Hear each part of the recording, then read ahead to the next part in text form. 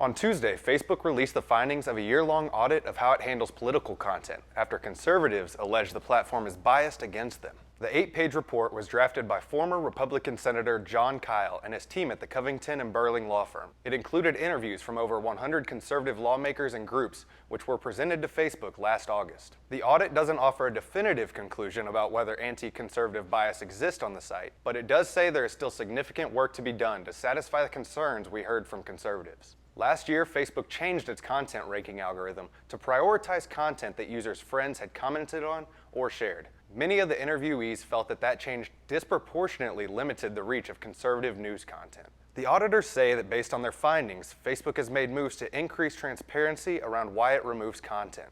That includes the creation of a content oversight board and a content removal appeals process to address bias concerns.